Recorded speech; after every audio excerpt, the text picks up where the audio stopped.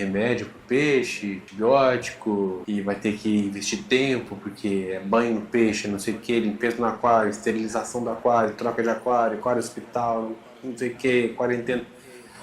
Você tem capacidade de jogar esse jogo? Você realmente quer jogar esse jogo? As regras são essas, não dá para mudar.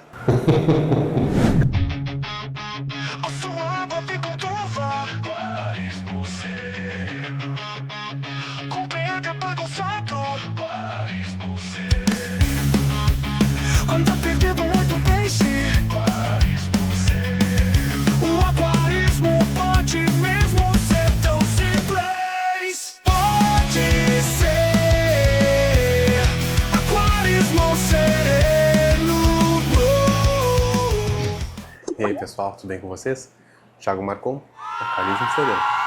Hoje eu quero falar para vocês de um tema um pouco polêmico aí, mas é bastante importante porque o aquarista, principalmente aquele mais iniciante, sempre fica com essa dúvida, às vezes com o objetivo de procurar o melhor para seus peixes e talvez encontrar a melhor fonte assim que possa fazer o peixe dele alcançar o máximo do desenvolvimento.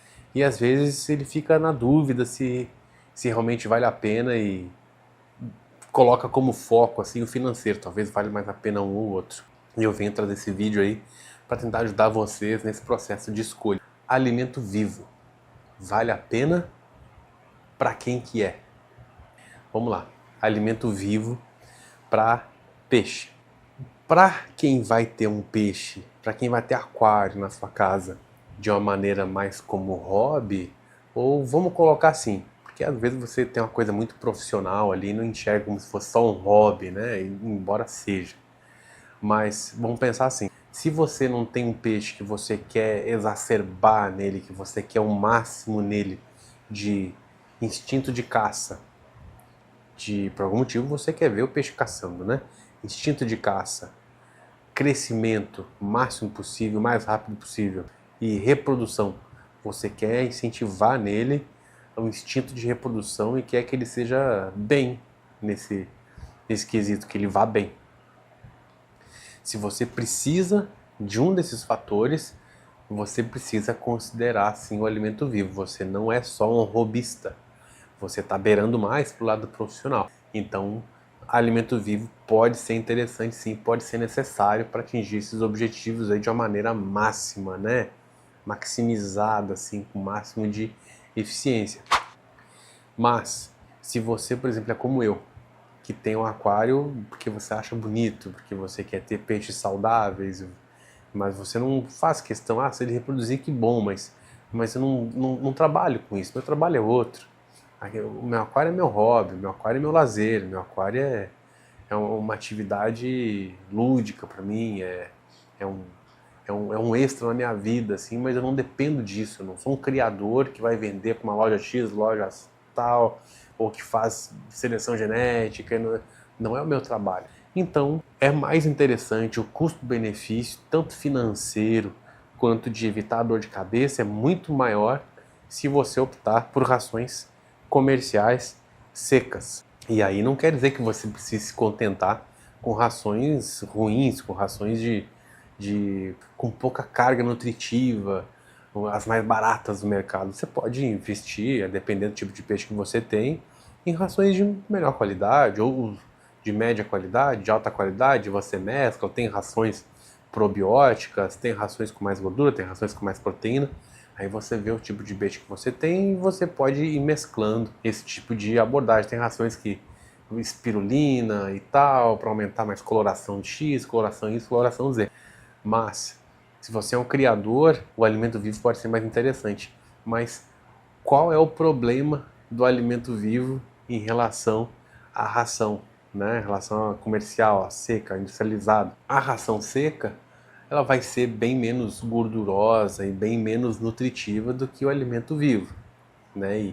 E vai provocar muito menos o instinto do animal. Ótimo para a ração viva, mas o que a ração viva traz de problema? Primeiro ponto é a dificuldade de encontrar um bom fornecedor. Ração viva não é tudo igual. Tem ração viva tanto em questão de trazer doenças, quanto em questão de ser nutritiva ou não. Tem algumas que são até gut loaded, se não me engano o termo é esse, que são enriquecidas.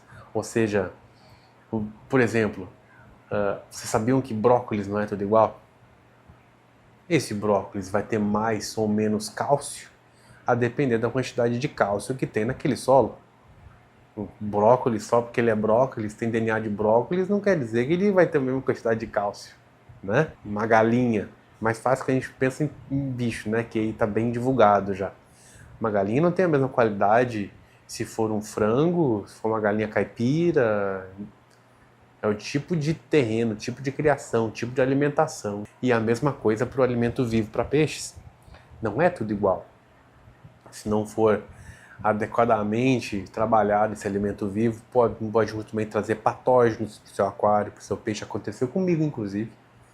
Coincidência ou não, eu dei aquele, sei que, do besouro, inseto do besouro, verme do besouro, alguma coisa assim. E aí dei para os meus peixes. Em 2 dias meus peixes já estavam tomados daqueles parasitas que ficam nas guelras, assim e tal, sabe? Consegui salvá-los, mas que susto!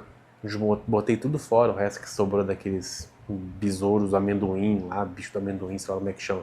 Pra mim valeu a pena? Não. Eu precisava ter feito isso? Não. Não sou um criador, fiz uma bobagem danada, quase que custou a vida dos meus peixes. Totalmente à toa, desnecessário. Então pese na balança isso daí. Não vá na onda do primeiro canal de aquarismo que você viu ali, o cara falou, esse aqui, esse verme do não sei o que é melhor pro peixe. Tá bom, é melhor, mas você precisa exatamente isso daí? É melhor em quanto? Em qual medida? E qual o malefício possível de trazer isso daí?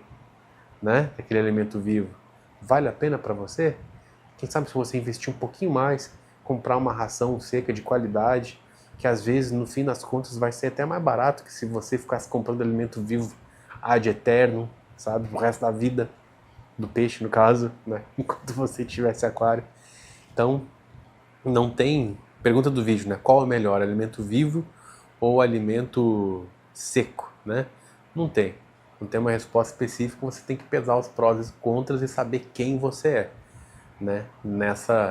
Nesse jogo aí do aquarismo. Quem você é, robista ou é profissional? O que você quer fazer? Uma seletividade genética? Você quer procriar para vender? O que você quer? Aí você vai saber os prós e os contras e entenda que eventualmente você vai ter esses contras aí no caso do alimento vivo e vai precisar investir mais dinheiro ainda em remédio para o peixe, antibiótico, e vai ter que investir tempo porque é banho no peixe, não sei o que, limpeza no aquário, esterilização do aquário, troca de aquário hospital, não sei o que, quarentena. Você tem capacidade de jogar esse jogo? Você realmente quer jogar esse jogo? As regras são essas, não dá para mudar. Você começou a jogar, as regras são essas aí. Aí você pense realmente se é o que você quer. Tem as alternativas, né? Eu não faço isso também, porque também tem outros contras. Não chega a ser um alimento vivo, não é um alimento industrializado seco. O pessoal da coração bovino, os acarás disco, por exemplo, né? O pessoal faz patê. Também tem os contras que vai poluir demais a água do aquário. Aí você tem que saber quem você é. Você é um aquarista que gosta de ter um aquário estabilizado e fazer uma TPA a cada 2, 3 meses? E só repor água nesse intervalo? Ou você é um aquarista que gosta de trocar a água do seu aquário 2, 3 vezes na semana? Se você trocar 2, 3 vezes na semana, talvez dê para colocar um patê dentro do seu aquário. Mas se você quiser fazer uma TPA, uma manutenção, por exemplo, a cada 2, 3 meses, não vai dar para colocar um patê dentro do seu aquário. Vai fazer uma sujeira danada e você vai ser obrigado a limpar antes. Então, pesem esses prós e contras aí, que você vai achar a forma certa e não vai se sentir vilipendiado aí, injustiçado e passado para trás. Tô nisso aqui, mas tô me roubando porque eu podia estar numa outra coisa. Às vezes você já está no caminho certo e quem sabe pode até tunar um pouco, turbinar um pouco ele e ter uma opção, uma variedade nutricional para os seus peixes aí, sem com isso trazer os riscos e possíveis malefícios de um alimento vivo. Beleza, pessoal? Então, nesse assuntinho aí, só dar uma pinceladinha para a gente não perder o costume de falar sobre esses assuntos e manter bem afiado na nossa cabeça os prós e os contras e saber como proceder quando alguém vier nos tentar, né? Tanto digitalmente quanto pessoalmente. Certinho? Gostou do vídeo? Já sabe, né? Curte o vídeo, compartilhe nos seus grupos de WhatsApp, Facebook aí e se inscreve no canal se não for inscrito ainda. Ajuda a gente a crescer aí os números de inscritos cada vez mais. Um grande abraço. Até mais.